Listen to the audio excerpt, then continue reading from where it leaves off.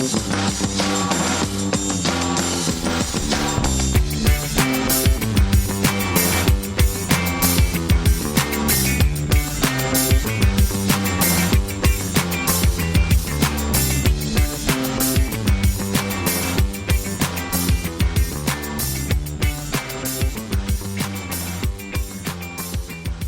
my name's Kevin Graham.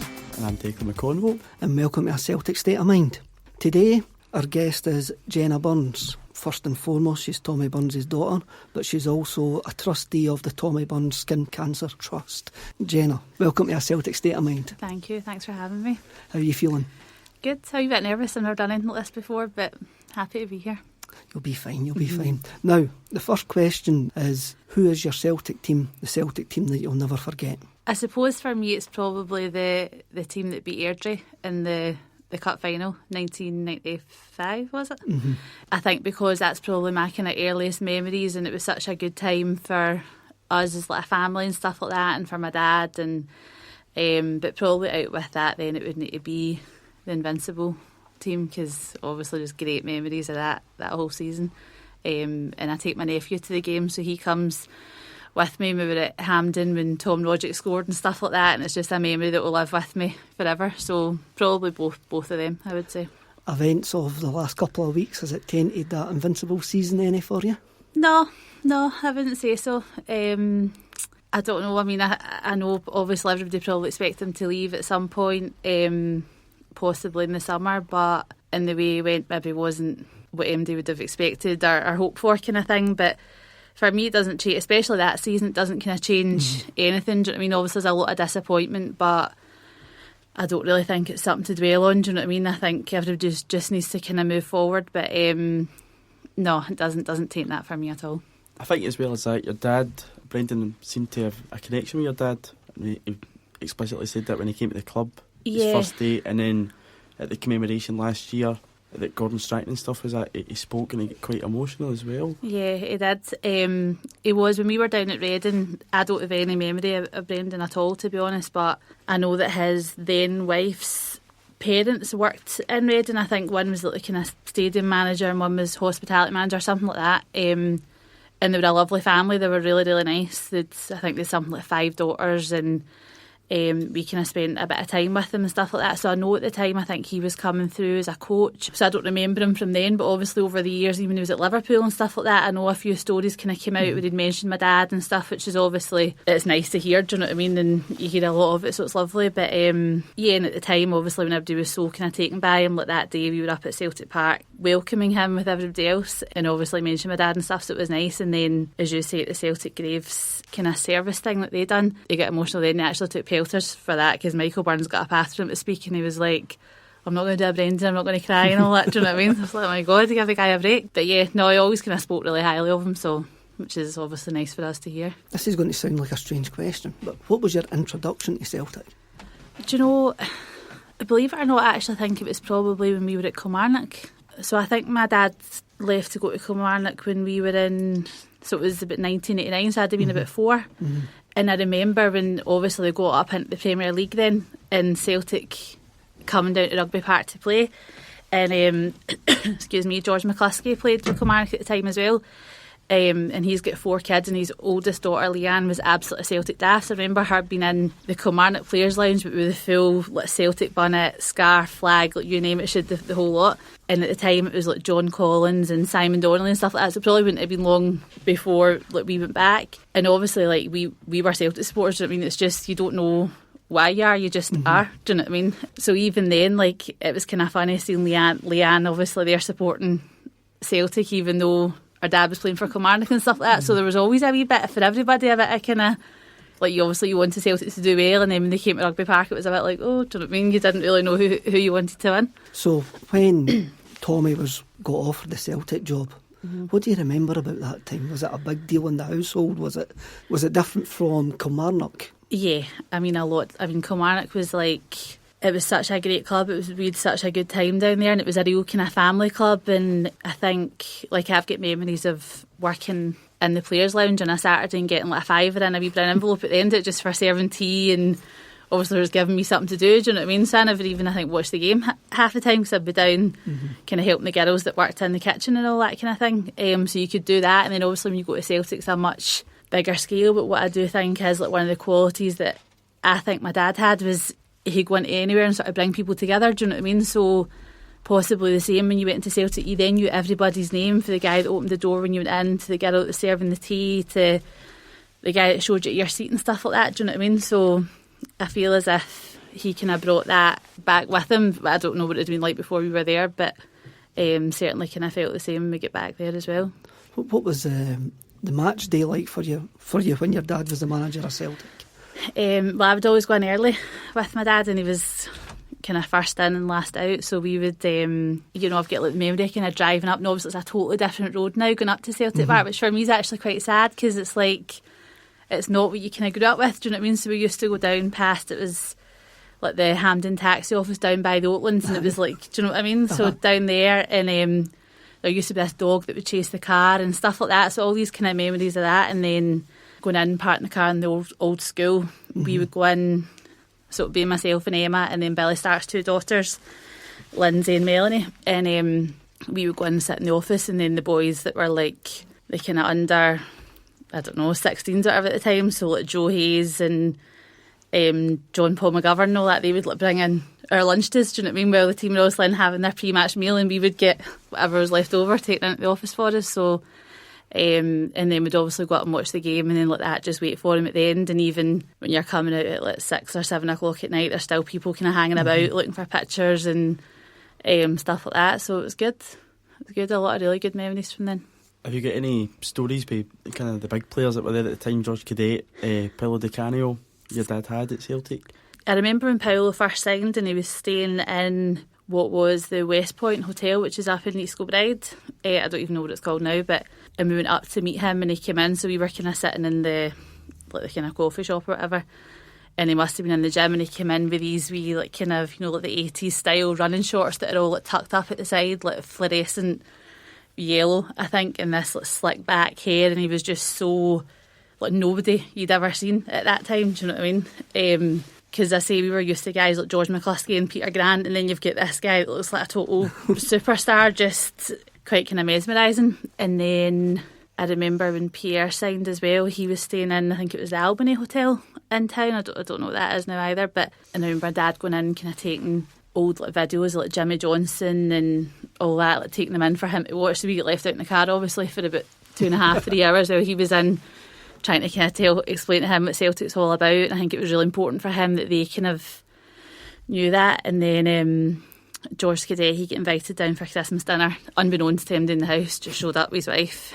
And that was probably the most traumatic experience of that guy's life, I would say, because he came in and it was literally, by that point, everyone's got a good drink in them, and my two uncles are Celtic daft, I mean, so they're just one's in one ear and one's in the other, and I don't even think the guy could talk English. And meanwhile, my aunt's kind of saying, "No, George, don't listen to him, he's talking a load of tripe." Do you know what I mean? Stuff that he's just like, tripe, like that's not in the phrase book, do you know what I mean? So yeah, a lot of kind of crazy things that now you think back, you're like, oh my God, like that was not normal, do you know what I mean? It's not normal now. But hearing them, you go, I can see Tommy doing that. Totally. I can see Tommy bringing these foreigners and saying, here's videos to watch Pierre, and like stuff 100%. Like that. I mean, the club was going through a big bit of change when your dad joined as manager. Obviously, Fergus was there. You mentioned the 95 Cup final. Obviously, before that, we had the November previously against Raith Rovers. What was that like? So I was there with my mum. So me and my mum went to every game, home and away. Emma would come to the home games, the two boys, but that Michael wasn't interested at all, and Jonathan was probably a bit young at that point. So it was me and my mum. It wasn't at Hampden, was it? Was it at Ibrox? Was it Ibrox? Yeah. And I remember, I think all the kind of players' wives, when it got to penalties, were just an absolute bag of nerves. So I think we were actually on the toilets at the time that Paul McStay missed the penalty. Do you know what I mean? I don't think we were actually up in the stand watching it from memory. I think everybody was just like that. Their nerves were totally shot. I don't think anybody could actually watch it. So that was total devastation, because I think at that point everybody thought this could be, it's just what everybody needed so much at that point. Do you know what I mean? So it was sad, and it was really sad for him, especially because you thought, God, if there's one person that you want to kind of take you over the line, it'd be Paul McStay. Do you know what I mean? So yeah, it was really sad, but obviously just wasn't meant to be at that point, do you know? I still haven't seen Paul's penalty. even though I was Really? there that day. I went down the stairs. Were you in the toilets as well? I was sitting in the concourse in the Brimley stand, and I still haven't seen it to this day. I heard the roar when I just walked out. I know. But it got to a point where we were during that period, and you would just began to think, this is never going to end. I know. And it was, so to get there 6 months later to that May, playing Airdrie, I know. another smaller team in a cup final. I know. And there's deja vu. Totally. Going through your head again, eh? How was that? I mean, you're seeing it from a different perspective for a fan. Oh, yeah. I know, I think... Even though you are a fan. Yeah, of course. Oh, I don't know, I just feel as if it almost like because of the situation that Celtic were in at that point and just the pressure that everybody was under, and obviously watching, I was obviously really young at that point, but watching my dad under that pressure and just wanting it so much. Now thinking back, I'm like, oh my God, I actually feel like I feel heart sorry for him now, thinking, do you know what I mean? Because to actually live with that every day and that kind of level of expectation, and you know, and obviously it got to that game and it was like, thank God that actually happened. But I think that it just sucked enjoyment out of it for everybody. Like, do you know what I mean? You couldn't even, obviously it was a real turning point, even the way the team kind of played football and stuff like that, but you just want to win, and you want to win the league, and you want to stop 10 in a row, and do you know what I mean? So there probably wasn't really an awful lot of enjoyment, if you know what I mean, which is sad, because I think he really kind of deserved to really. Don't get me wrong, he probably loved every minute of it, wouldn't have changed it in a million years. Do you know what I mean? But I think just the timing of it was just so crucial. Do you know what I mean? I think though, I've heard Tosh McKinley mention it before, that what your dad set in place during the mid-90s has been the legacy for Celtic on, you know, but probably Martin O'Neill picked up on, just really fast-paced, good football. It's just continued to, you know, I think your dad put in place what Celtic's grown to today, and the way we play football, the attitude towards playing football again, because I know when your dad was manager, unfortunately, I was too young, I wasn't even born at the time, but...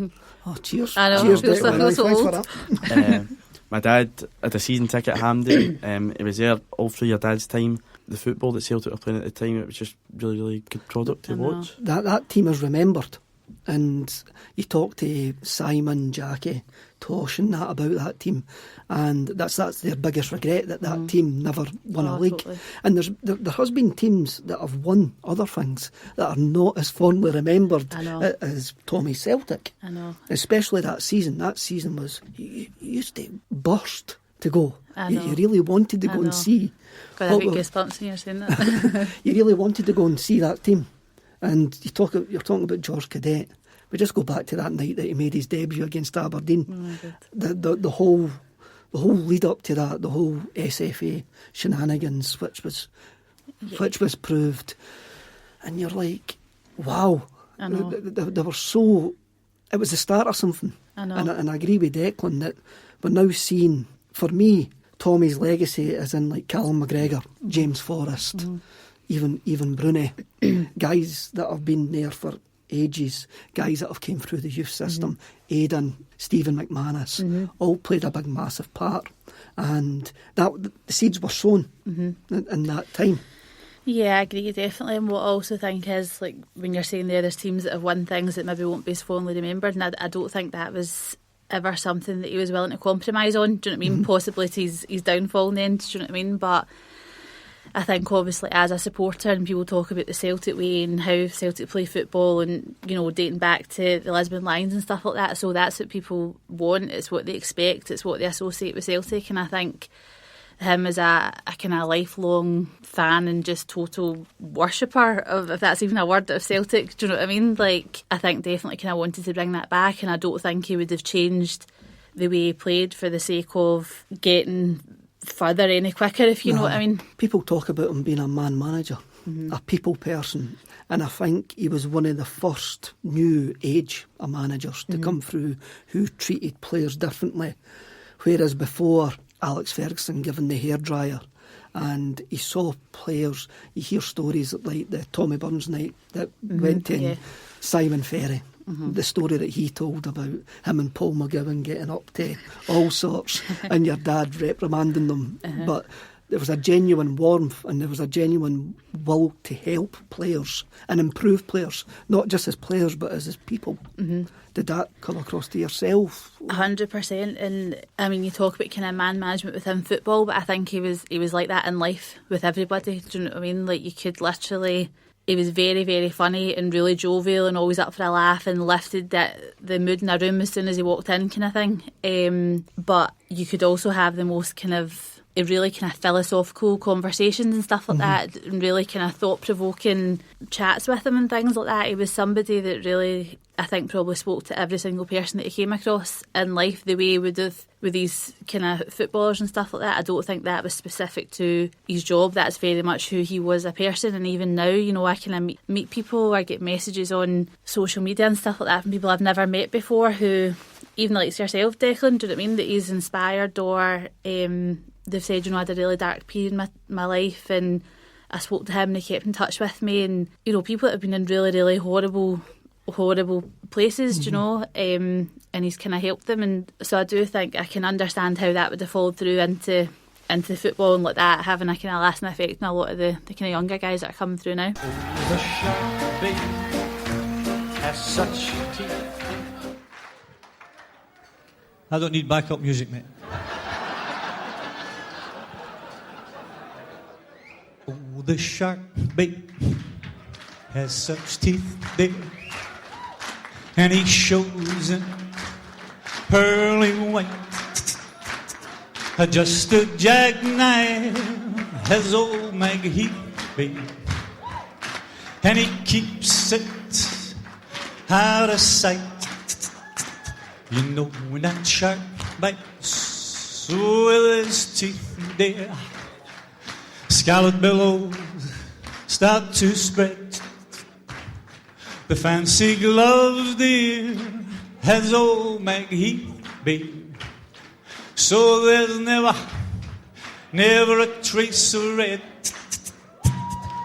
down the sidewalks. Oh, Sunday morning, lies a body just oozing life. Well, someone sneaking round the corner.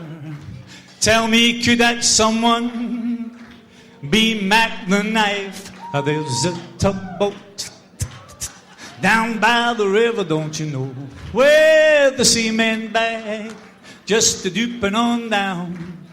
Man is there for the wait, dear.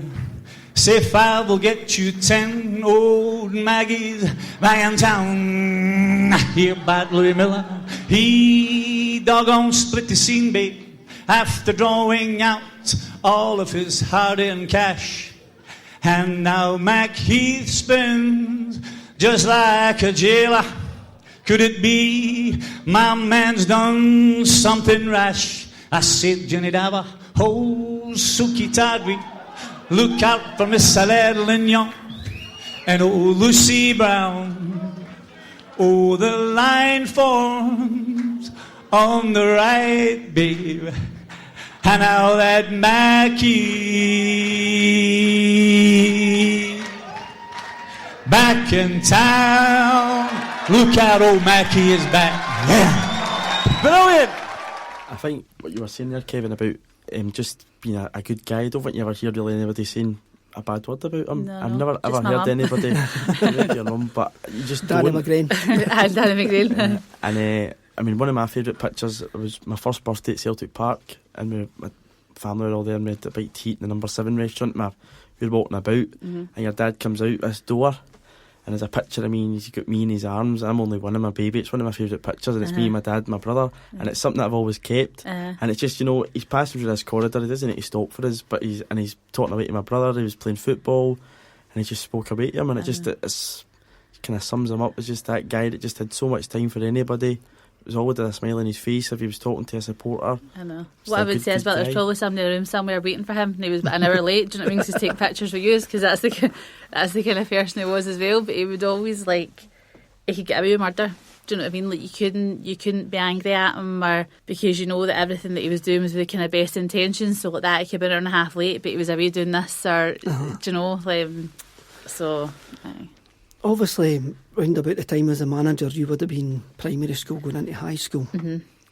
How was school for you? I mean, I remember telling folk that my dad was a forklift driver and being all over the moon, but your dad was a manager of Celtic. I know. And do you know something? So when I think back to that, I don't have any kind of specific memories of things being good, bad, or indifferent. I mean, our primary school was literally at the end of our road, and we were lucky that we never actually, until it got to Reading, we never actually had to move anywhere. Do you know what I mean? So obviously, even at Kilmarnock, it was just down the road and stuff like that. So the people that we went to school with are people that we knew from 4 and 5 years of age, do you know? So I don't think it was ever, and even going into high school, I don't remember it ever really being an issue. I mean, don't get me wrong, you get the odd head case driving by the house and maybe shout something out the window or whatever, because our house kind of looks on Main Road, but nothing. No, I don't really have any kind of memories of. I think that's brilliant. I'm unsure whether that would happen today. Truthfully, yeah. And like you see some of the abuse some of the Celtic players get off. I know. People claiming to be Celtic fans, and especially during that time, during his last season, which the pressure was unbearable for all of us that were going to the games at that time, and knowing how Tommy felt about Celtic, he must have been feeling it more and more than what we did was pay our money and support. I know. Whereas I remember the semi-final against Falkirk, the replay, and we're getting beat. And it's pouring down, and it's a horrible, horrible night. And I remember thinking, I was in the Govan stand that night, and I remember having a look at your dad standing on the touchline, soaking, and I'm going, I didn't even feel sorry for myself. I didn't even, I feel more sorry for, because we knew what was coming. I know. And it's the whole story where he says, if we go back to what's happened sort of recently, he says, I came in through the front door and I'll leave through the front door. And he got the applause when he came out through the front door. I know. Even though I think that was just like the measure of, we knew what he tried to do. Yeah. We understood it.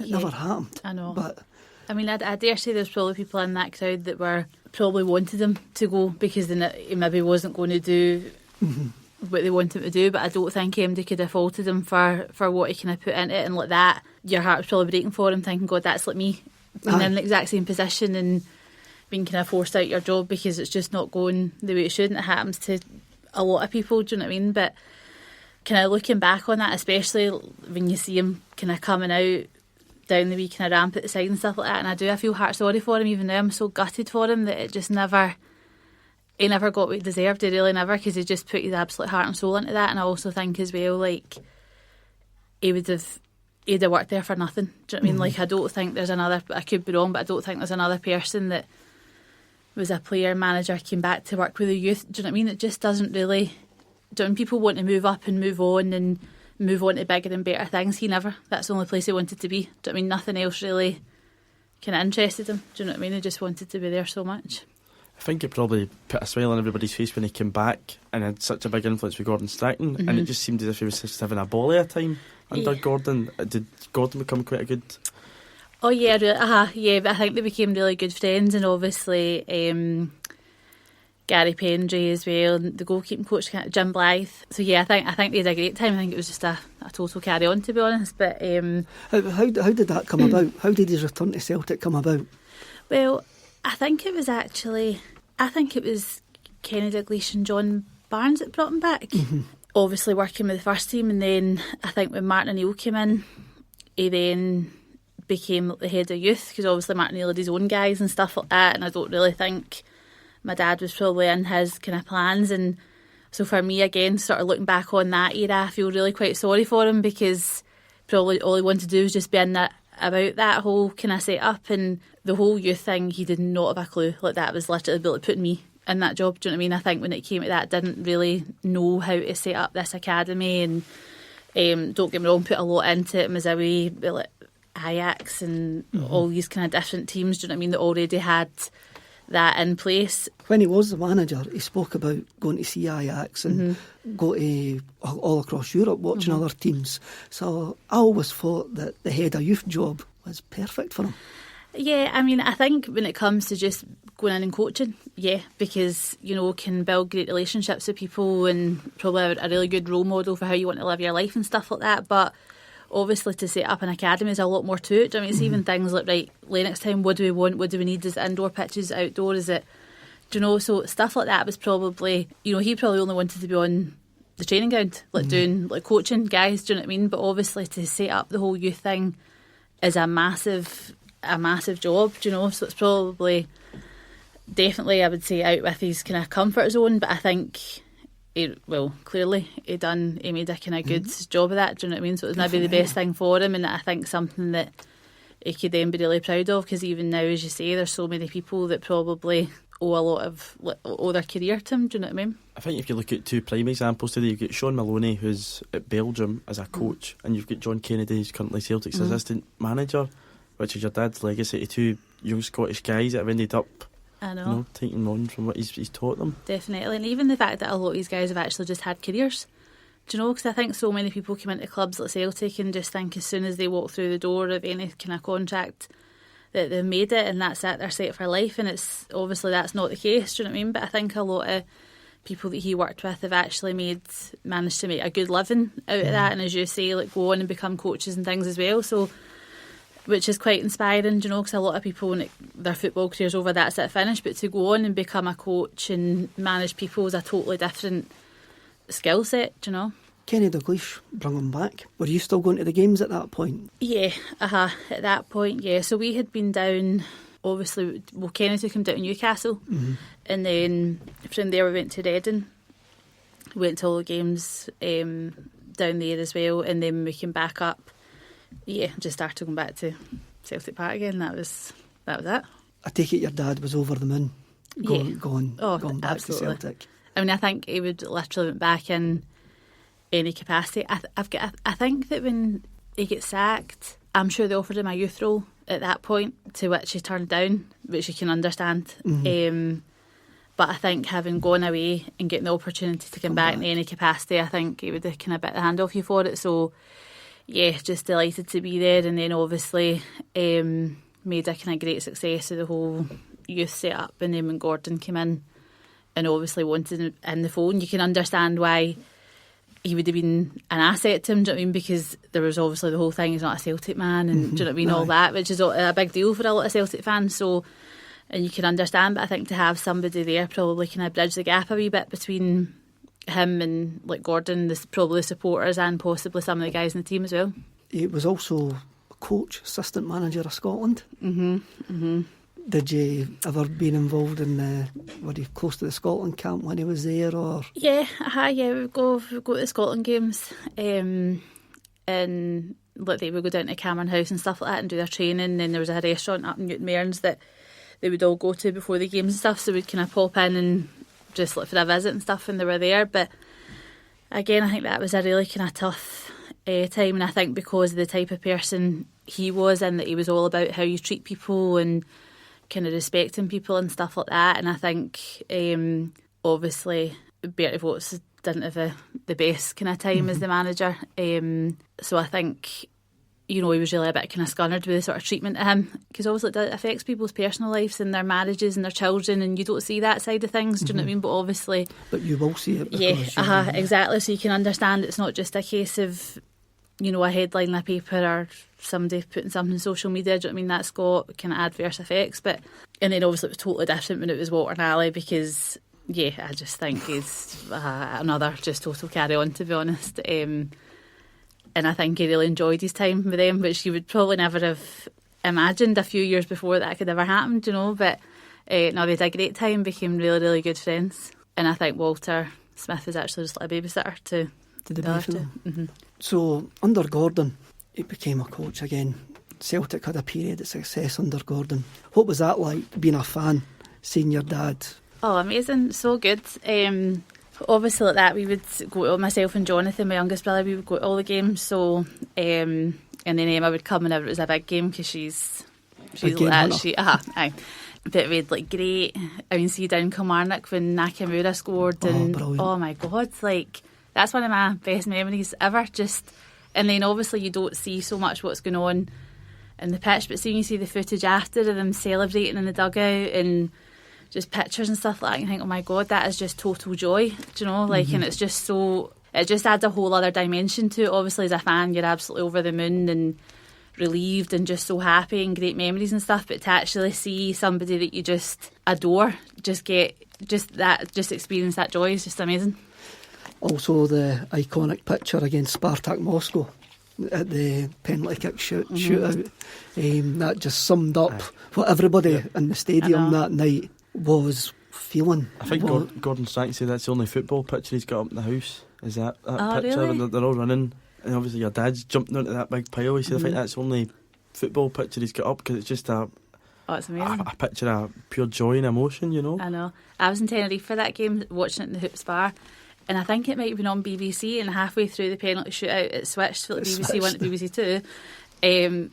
So I missed it. We only saw the kind of celebrations then at the end, but then the next day obviously seen the picture, and it was like him with like a Superman costume like superimposed on him and all that kind of thing, do you know what I mean? But that was just him. Like, I think he just celebrated as a player and a fan, do you know what I mean? Mm-hmm. Is it different now, going to watch Celtic? No, not at all. Still, I don't know, you still just feel every bit as kind of close to the club as I did then. Do you know what I mean? Obviously it's different because, you know, if they're not winning or, you know, if the club's under a lot of pressure, you don't feel it so much as in, God, this is actually affecting my life and my family and somebody's kind of well-being and stuff like that. So obviously that's kind of taken out of it, but I think it's like everybody else, you kind of carry it with you every day. Do you know what I mean? It's totally ingrained in you, so I don't really... Do you see it from a different perspective? If there's a bad result, do you then think about those players' family?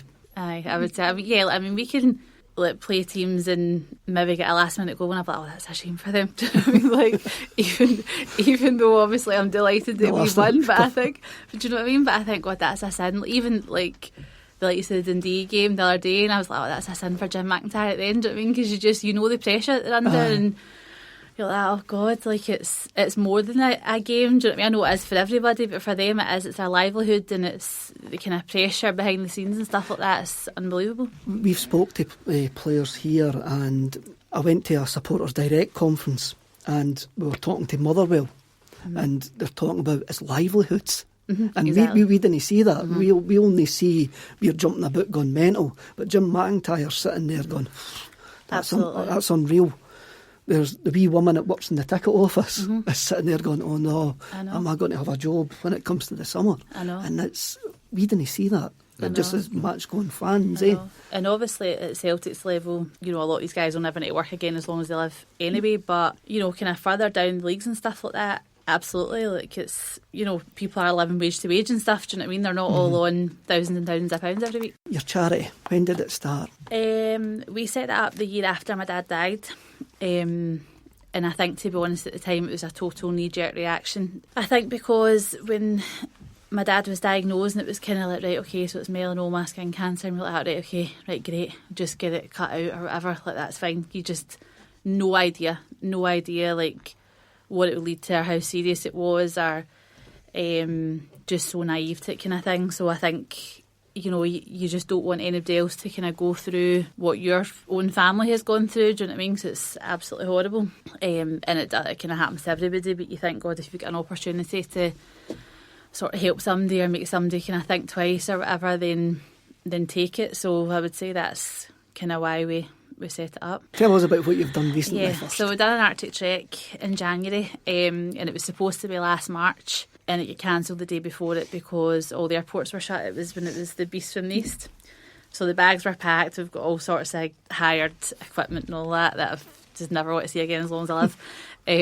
Ready to go, and you just feel so ready for it. And then obviously it was cancelled, so it's a kind of seasonal thing, so it was then put back to January this year. So I think there was about 16 of us that went to Rovaniemi in Finland, and basically it was 3 days of trekking into the Arctic Circle and camping out at night, and so I wouldn't recommend it to anybody that's listening.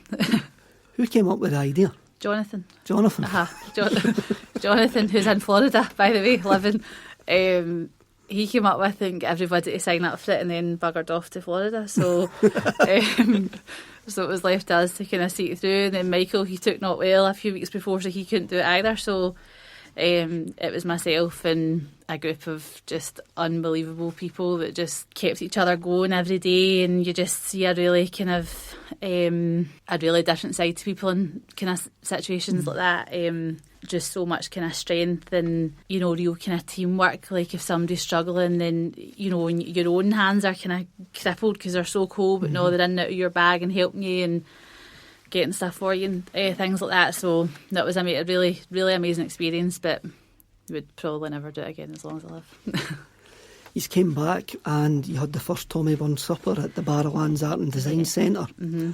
That was a great night. I was lucky enough to be there. Mm-hmm. Is that going to be an annual thing? Or I hope so. Yeah, we did. Neil Patterson, the guy that he basically organised the full thing, and I think about 2 days later he's like to me, right, okay, so what about this date for next year? And I was like, oh my God, I'm just recovering for Saturday night kind of thing. So I think if we can, we'll certainly try and make it an annual thing. We did have one in Celtic Park a couple of years ago, and that was with Heriot Watt and Edinburgh University guys, because they done it every year right up until my dad dies. I think, I don't even know how many they had, but way before I was born, I think it started. So then we done a kind of joint thing with them, and then they had another one last year actually, but because we'd done the Arctic Trek and we thought it would be a good idea to do a fundraiser, and obviously the venue, like where it is and stuff like that, obviously, you know, kind of all tied in nicely. So yeah, I'd like to think it'd be annual, but we'll see, fingers crossed. Have you got any other fundraising things planned? We don't have anything going on at the moment. There's the Tea for Tommy in Celtic Park, which they do every year. It's like kind of ladies' afternoon tea, and it's Maureen and Tracy, two of the girls that work in the commercial department in Celtic Park, that my dad was really good friends with, and they've set that up. So that's like for our charity as well, kind of thing. It's always a really good day. So brilliant. That's next month. If people want to find you on social media or the charity. Yes, so just Tommy Burns Skin Cancer Trust on Facebook and on Twitter as well. Jenna Burns, A Celtic State of Mind. This has been fantastic. Thanks very much. Thanks very much. Thank you. A Celtic State of Mind can be found at axom.net. We're sponsored by Fansbet, the betting company by fans for fans.